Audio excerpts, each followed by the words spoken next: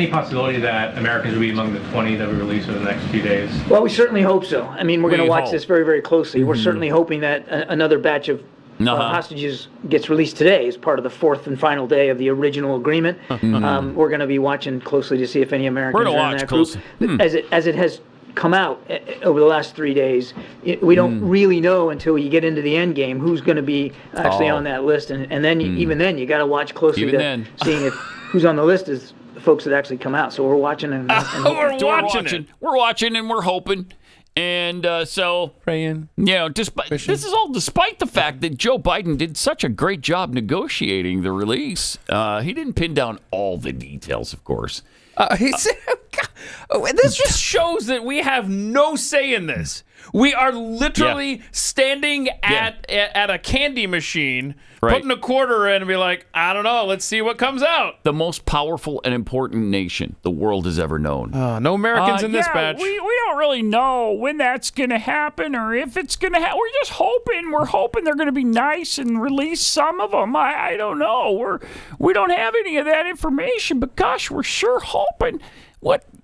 So the same guy gotten to this point who praised Joe Biden a few days ago for getting hostages released now has no idea when or if Americans are going to be released. It's just luck of the draw, yo. I don't know. But he must know how many Americans are hostage. He's got to know, right? They're on he top was of asked this. about that yesterday, so we're about to get that answer here. Yeah. John, how many Americans are still being held hostage, and do you have proof of life?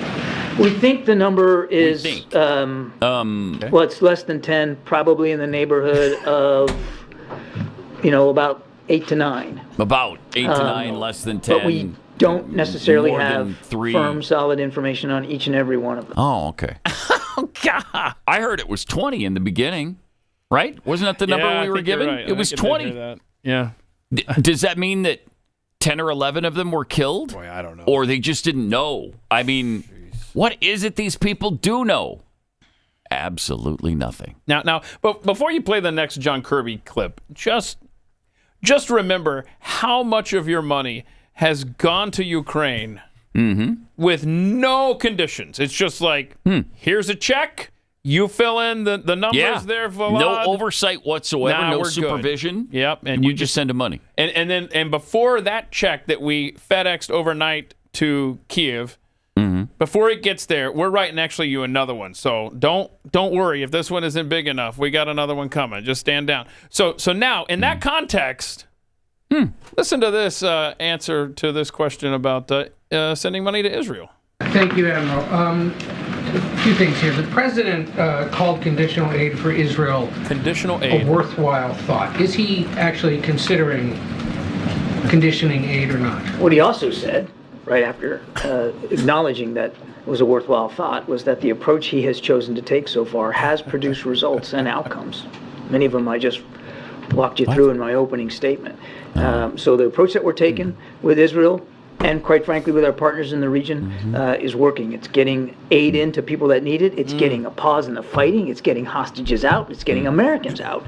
And quite frankly, we continue to urge and will continue to urge the Israelis as they conduct military operations to do so with the utmost care for innocent civilian life. The Democrats in his party who say we need to start conditioning aid going forward, what would he say then? I think he would say exactly what he said to y'all yesterday when he got asked this question. It's a worthwhile thought, but the approach that I'm taking now is working. The approach that we're taking now is working. It's getting results. Yeah, and so we're going to continue with that approach because it's so good. Amazing. Yeah, it is. In other words, send money to Ukraine.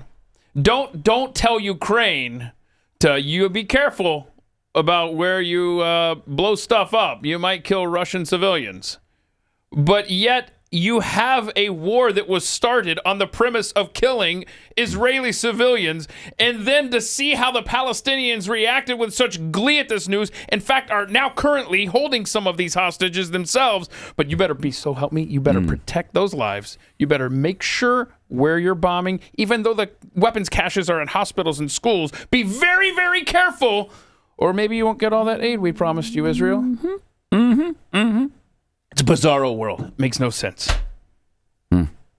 These are the worst people who've ever governed this country, though. So it fits right in with their MO, and It isn't surprising. This is just who they are and what they do. They're the worst.